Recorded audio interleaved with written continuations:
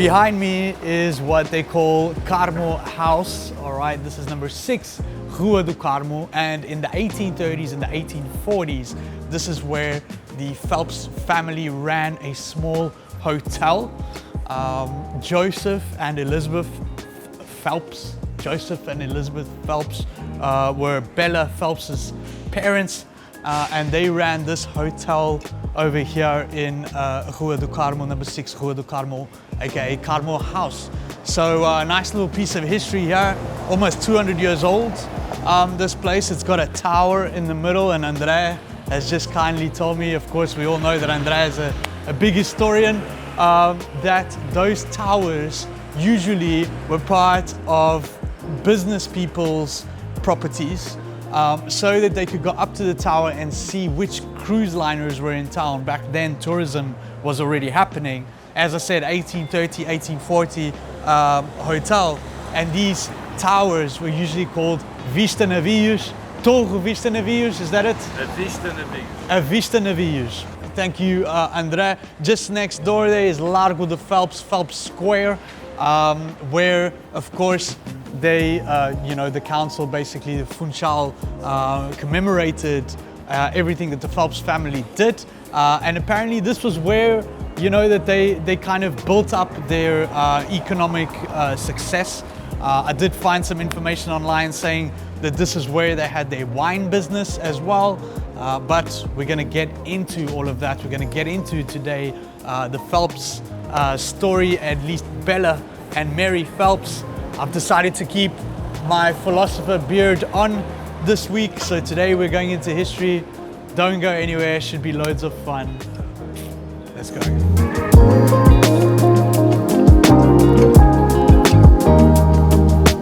Oh, it's pretty full.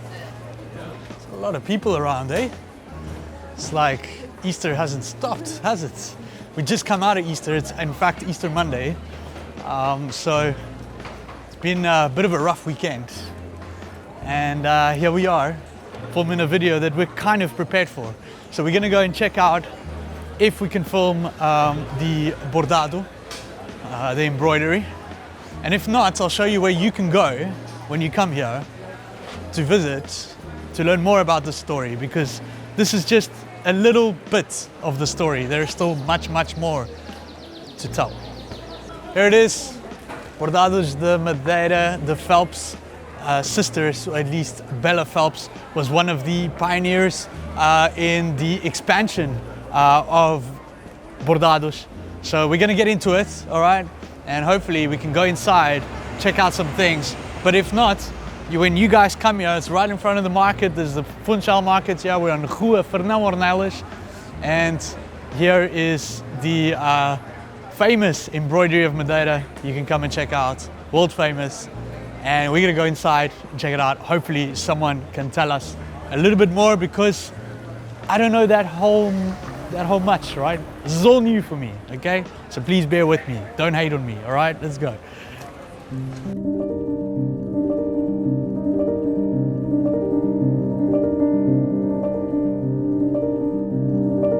We've got Marcia over here to show us around. Thankfully, they've been very nice and they're going to give us a little tour, and hopefully we're going to learn something. Not only about Bordado, the Madeira, but hopefully a little bit about Bella Phelps as well. Okay, let's go to the factory. Bordado exists from 1962, and we have the factory on second and third floor. Okay. I will go do the guide tour with you, then we come back to the shop. Perfect. Let's do it. So this is how we learn how to do Madeira embroidery. Not inside a classroom, but family, tradition, right. Mother to daughter. Side by side with our factory, we also have our historical tour. You will see different photos in all the different steps of the Madeira embroidery. Photos with more than 100 years. This is the best office you can have, eh? So here we are in the first part of the Madeira embroidery. The ladies, when they came to live in Madeira, they already do the embroidery, but only in the year 1850, a lady called Elizabeth Phelps, she fell in love with this art and she started developing this. She was a person with lots of influence, and she develops and brings lots of influences and different stitches. In the year 1850, there's an exhibition of Madeira Embroidery in Funchal. Right. And the next year, 1851, the same exhibition was in London. Yes, I actually read about that. As you can see in the photos, this work is still done like it used to be. The design is inspired in the flowers. So I have a question.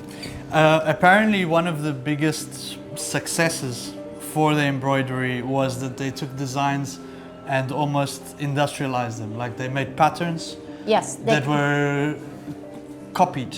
Yes, they can use a little bit from this design, a little bit from that design, and create a new design. Okay. Always inspired, all by hand. All right, so like templates. Yes. Okay. This one, for example, is a tablecloth, inspired in nature. And it's only half design done, because the Madeira embroidery is symmetric. Then the lady that will make the stamping will use 1/4 here, 1/4 here, because it's symmetric. It's exactly the same. It's not need to make all the design. On corners or half-half? They can make half-half, corners, depends. If it is a big tablecloth with 4 meters, they only do 1/4, and then they pass from the other side. You understand? Yes. So here we have this design, all inspired in nature, but the ladies still work at home like 150 years ago, and we need to make the payment. With this very tiny machine, a curvimeter, they pass on the design, and they will count in centimeters each kind of stitch. There are rules that says X number of stitches in each quantity of centimeters is X quantity of money. It's maths. Right. So you can't cheat. You can't No, you cannot do that. You cannot it's pay. done, For eh? example, this piece you cannot pay one price this week, and next week you pay another thing, because there are rules. The ladies are paid by the numbers of stitch of each piece. Wow. And the importance of the stitches is also to pay the ladies at home. Yeah. And to keep the quality. Right? Yes, and to put the piece on sale on the shop. When we put this in production, we know how much money the lady will receive and the price that we are going to sell on the shop. Okay, so there's a sort of quality control. Yes, since the beginning. Here you have some symbols. I used to say that's not only to be beautiful. Each symbol means a different stitch here. This means a stitch, this means another stitch. These rules are centenary. They also have been established by that lady, by the persons that came after her. I used to say it's like a virtual language between the designer and the ladies at home. When they receive the material, the linen, the organza, the cotton, they know already which kind of stitch they will do. After we have the design and having the quantity of the stitches with this machine, we pass here where my colleague, she puts the original one between 2 other pieces of paper. You can see here. Right. Bordado has 60,000 original designs. Wow. Dina, she put already the original on the middle. With this machine, it's with the pedal, it's not electric. She will give the pedal and she will conturn the same designs, making the chapa. What we call the chapa. The chapa is the mold. Yes. The same paper, only with little holes. And here she has to respect all the symbols that we do in the design, in the first design. The design is important, but the chapa is even more important, because it's with the chapa that we are going to pass the design into the piece of fabric. Bordado work with almost 400 ladies to make the embroidery at home. The ages are over than 50 years until maybe the 80s. Okay. And Bordado also have ladies to make the hems, to make the shapes of the dresses, the blouses, baby clothes, yes, to put different materials together. So in the back you can see what Dina, she has been doing, all the different designs, only with the tiny holes. Okay. And over there, there are each symbol for each stitch. Wow. That she has to do. It's a very hard work. This is where we do the stamping. What we do here, we are going to pass the designs into the pieces of linen. Our linen comes from Belgium, our organza from Swiss, and our cotton from Portugal. So Your what comes from Suiza? Organza. Organza. Organza. What is organza? It's a very fine cotton, transparent. Okay. So Sophia, she puts the chapa. on the top of the linen. Okay. And she pressed with the heavy metals and with the doll of cotton and the moisture of blue indigo she passed on the design, making the print. Right. The print is then used as a guideline to where the stitches go? Yes, they do the embroidery on the top of the blue the design. Oh, and the blue stays? Yes, until then it's washed at the end. Okay, it washes at the end, Yes, but yes. then it is gone. Yes. So the only thing that is left is the stitching. Yes, yes. These pieces goes to the countryside. Can take weeks, months, even years, if it is big tablecloth, and then came back. This piece, for example, only is need to do the embroidery. But here we have pieces that we need to do the different parts of two different materials. They have to do the stamp twice. They have to do the stamp in the green, in the white. They have to do the hems, and then goes to the lady's house to do the embroidery. Yeah. When come back, we have to check if everything is okay. Right. And if it is okay, we are going to do the washing the yarn.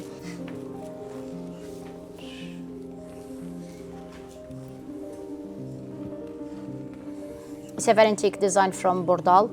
My colleague will put here all the threads. This will go to the lady's house in the countryside and can take more than almost 2 years to do this kind of work.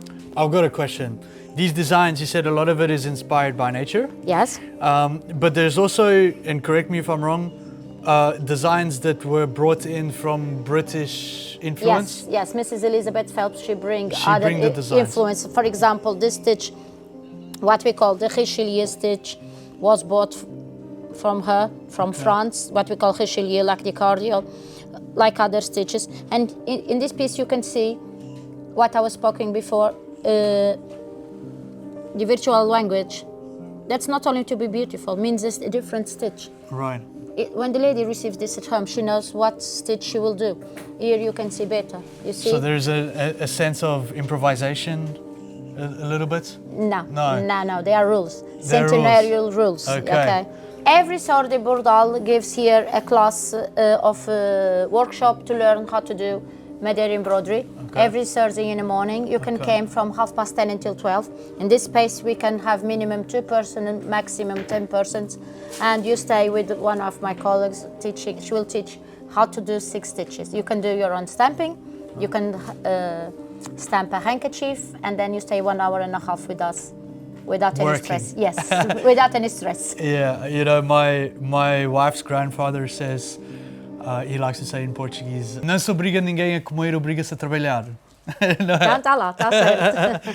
Do you have a lot of maybe, you know, like retired Americans? People of all ages, children, grown-ups, men, ladies, whatever wants to come, we are here to help and teach how to do Madeira embroidery. If somebody wanted to do this, is there still, you know, is this still a viable economic kind of thing for someone to work in their embroidery at home? It stays exactly as it used to be. Right. But what we are doing, we are innovating, instead making the old designs. Bordado innovates, creates beautiful pieces for ladies, beautiful collections for children, for the table, keeping the same quality of the materials, the quality of the handwork, but works that are much more easier to do. Instead of taking 3 years to be done, like the tablecloths that you saw, things that you can do in 1 month, 1 month and a half, 2 weeks, depends. But we always kept the quality of the works and the quality of the handwork.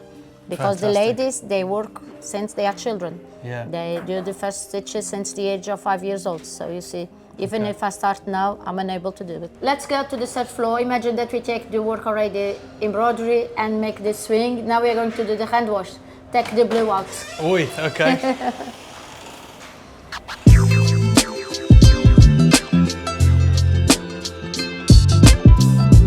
There's a certain smell in the air. Yes, that soap. is amazing. Yes, is it the soap? Yes, blue soap.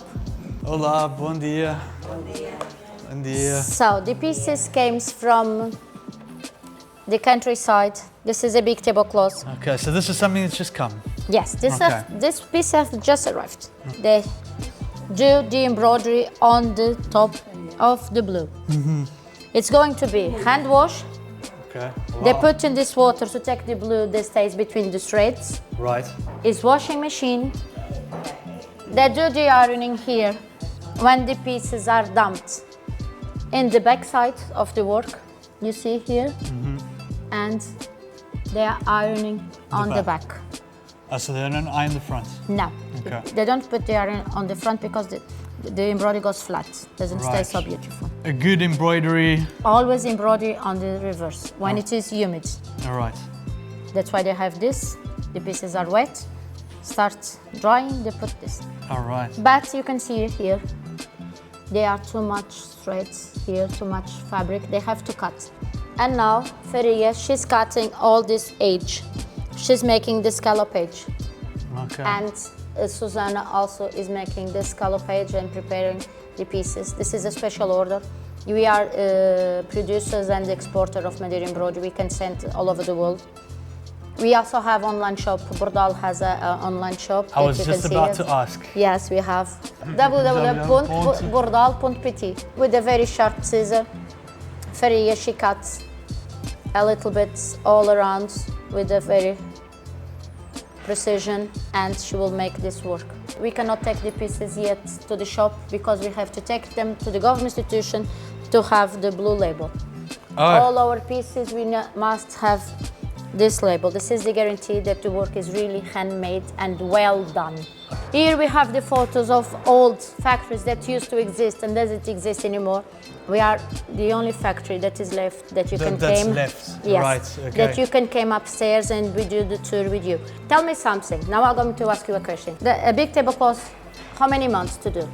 What do you think? Well, from what I saw, the tablecloth down there, between 1 to 2 years. 1 year, yes. 1 year, Yes. which is crazy, yeah, for a tablecloth. Now you can get one from China for. What? In Bordal, we work with these pieces with love, care, and sweat. Yes, love, care, and sweat. Okay, now I have a question for you. Yes. How much would a tablecloth like this cost? This tablecloth will cost a little bit more than 5,000 euros, but is more than 12 months to do. Right. And when you buy something like that, a tablecloth in Bordal, the napkins came included. Who were the first persons to really start buying these? Was this the aristocracy of the time?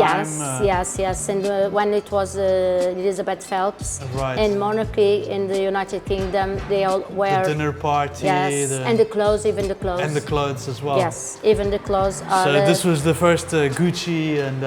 Yes. Speaking in that, we have here the pieces, some examples that we have been doing to Chanel in Really? 2015. Wow. As you can see, Madeira Embroidery we can adapt also for expensive clothes.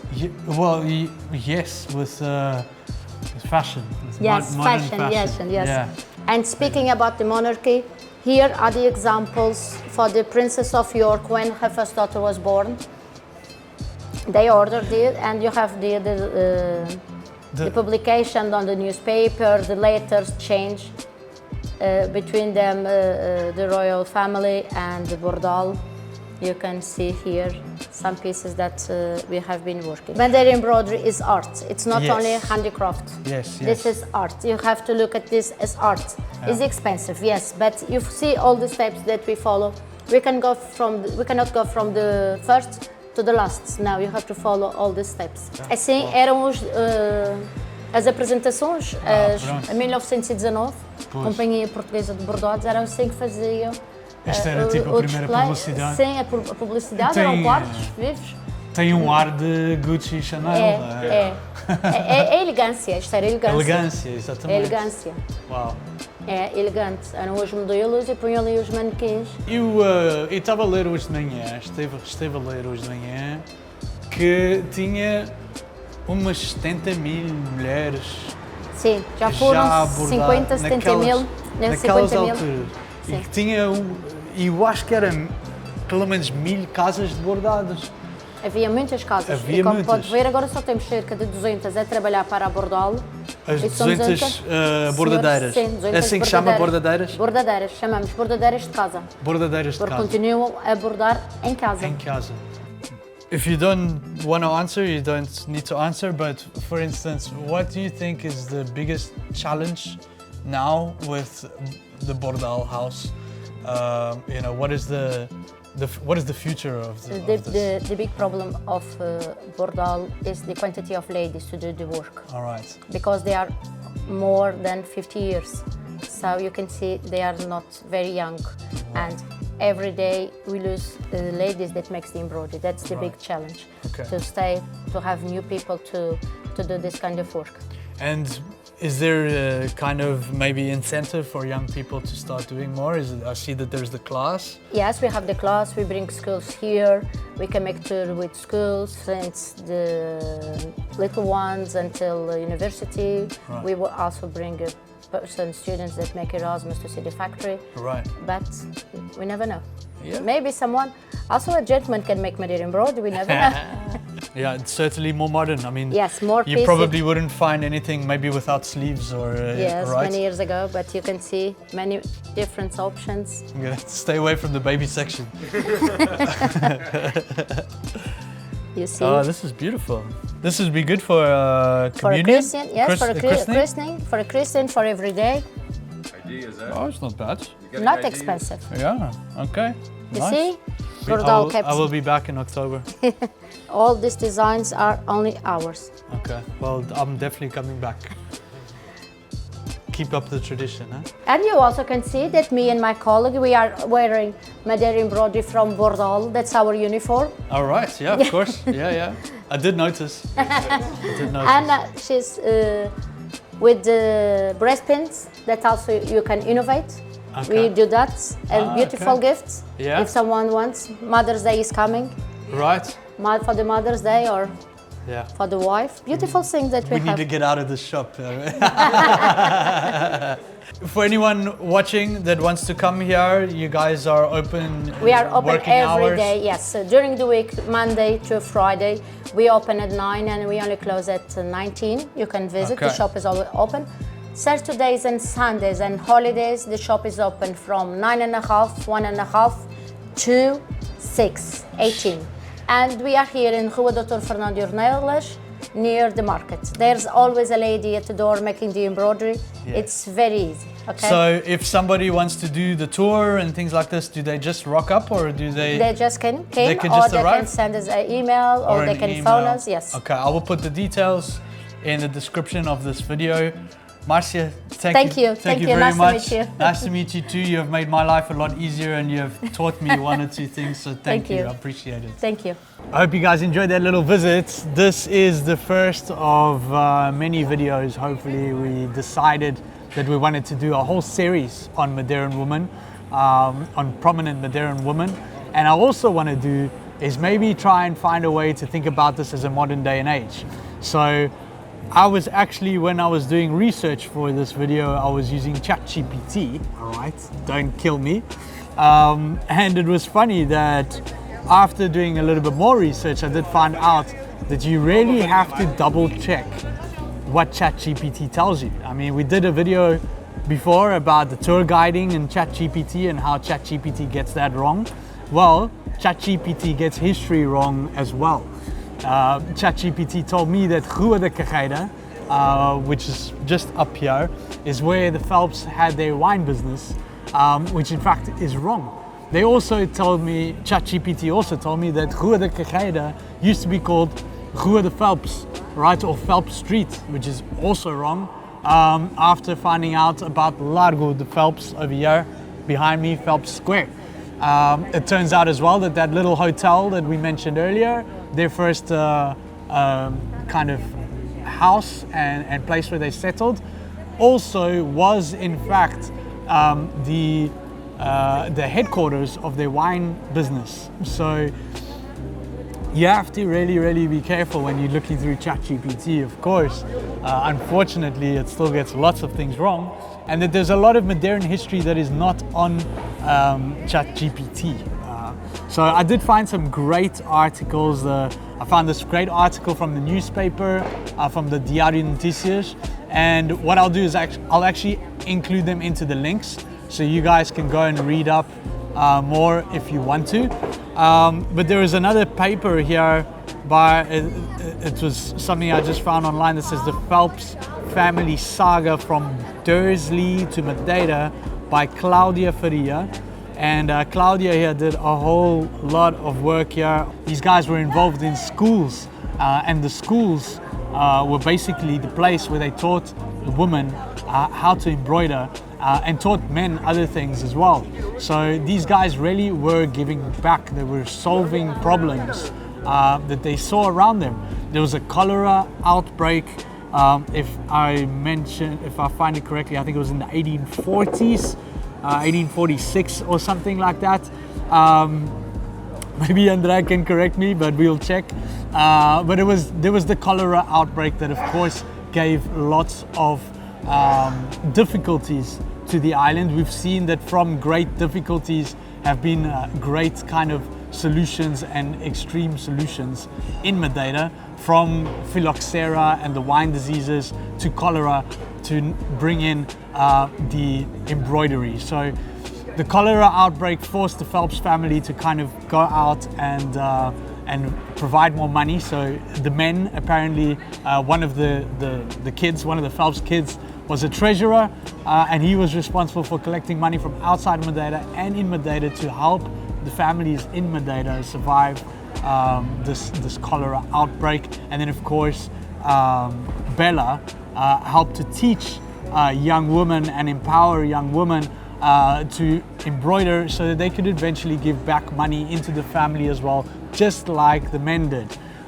So she empowered over 70,000 women, which is crazy. If you had to think about it these days, if Bella Phelps had to empower, or if a modern day Bella Phelps had to empower 70,000 women in Madeira, one, what would that look like? How would the woman be? And two, right, how would her life look, right? It certainly gives an incentive for you to find a way to empower 70,000 people, right? So we're gonna leave Funchal and we're gonna take you somewhere else. So don't go away, stick around. Let us know what you think so far and what you like and what you wanna see more of. You can mention some Madeiran women if you know any, all right? So that we can maybe do a piece on them. And of course, like and subscribe to the channel because there's loads more coming. And we've still got 1 or 2 hours, Andrea, before we need to get to our real jobs, hey? So let's get moving quickly before we run out of time.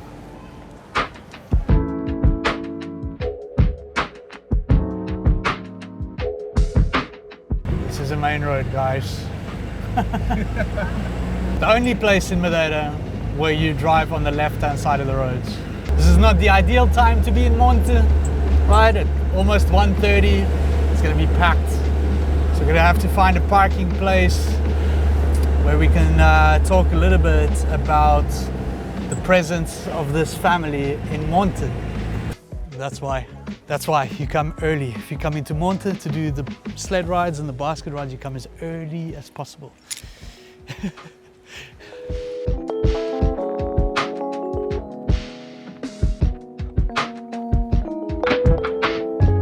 Somehow we managed to find a table at our favorite place in Monte. Here we're at Land Food and Coffee, I believe it's called. And yeah, we're gonna have a burger. We've been filming, we're hungry, we need to eat something. And yeah, I wanted to get into some things here about the British way of life and the Quinta, right, where the Phelps family used to reside or used to run away to as a kind of maybe like a weekend destination or something. They called it Quinta do Prazer, which we're gonna get into next. But first, we're gonna have this delicious burger and some great coffee, because these guys have really good coffee. And yeah, I'm excited, eh? And hungry. Ready, Andrea? Yeah, man. Yeah, let's go, let's eat. What a cool little spot just around the corner from the Monte Palace. And there is so much to see here in Monte, and this is actually quite cool because it's nice and calm. But back to where we were heading, is that a lot of wealthy families had up here in Monte quintas, all right, and palaces, right?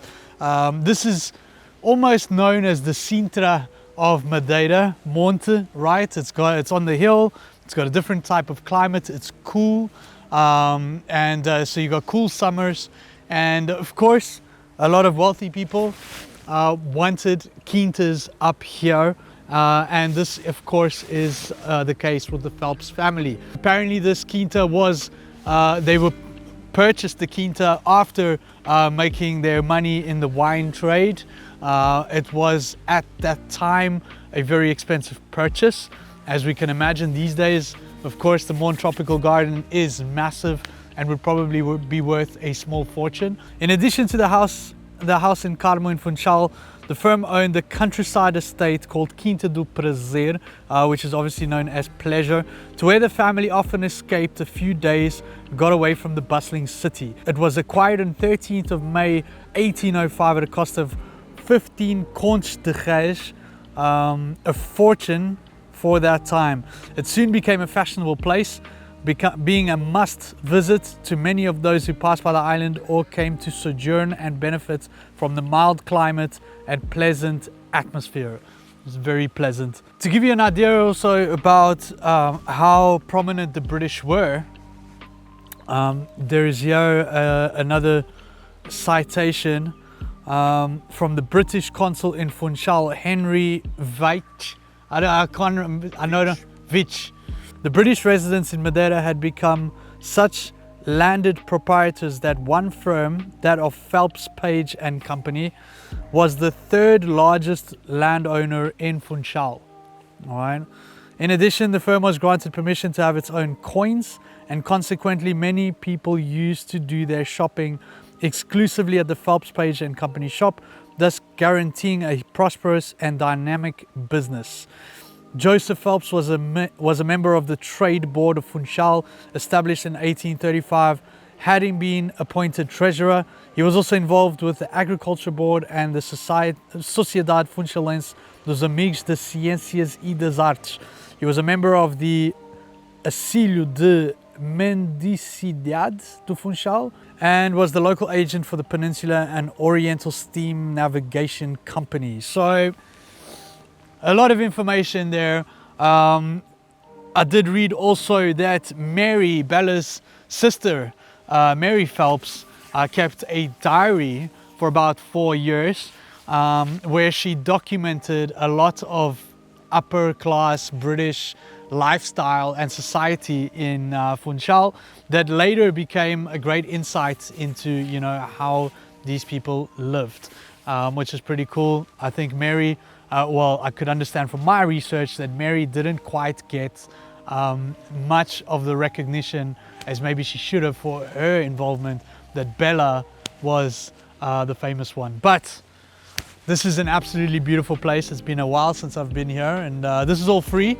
So just below the church, just below the square where they have the fountain, you can come and, you know, wander out here and wander around these free gardens. It's a very beautiful place. So we're gonna end off with one final bit. I've got a section that I want to speak about. Maybe we can go up to the top, Andre, and finish off the video. Don't go anywhere. Next one's a bombshell. All right. So finally, of course, I mentioned earlier that we have to be very careful where we get our information from. But I was playing around with ChatGPT, and I had an idea that I basically asked if Bella Phelps was alive today and was facing the problems that local Madeirans were facing in this climate that we're facing at the moment, what would she do? And what would she think about in this kind of situations? Number one, empower locals through skill-based businesses, just like she did with embroidery. She'd identify local skills that are under-leveraged. Could be traditional crafts, of course, that's been history. Cooking, which is interesting, and then nature guiding. Of course, we know that tourism is massive here. She'd organize training programs and cooperatives so locals could start their own side hustles or tourism adjacent micro businesses. So some kind of a you know, cooking, when I say cooking, business cooking, right? Create a new Madeiran label which is not a bad idea. She might launch a brand or certification, something like Madeira by locals, which is very cheesy, but we'd probably have to find another name for that. Guarantees products, experiences and services are run by island residents. She creates an online platform. Of course, it'd have to be modern. 3 cooperative housing projects. I think this is where things get a little bit more interesting. This would be your boldest move, gathering investors or EU grants to start community-led housing projects. Maybe co-housing villages or eco-communities where rent is tied to participation, like tending gardens, running workshops, etc. This is a good idea, of course, because the rent very often is so far off from what a lot of people actually receive.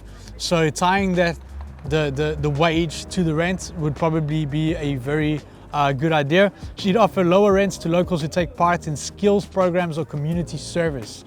I think this is a big one for our government as well, turning housing into part of a bigger ecosystem. Yes.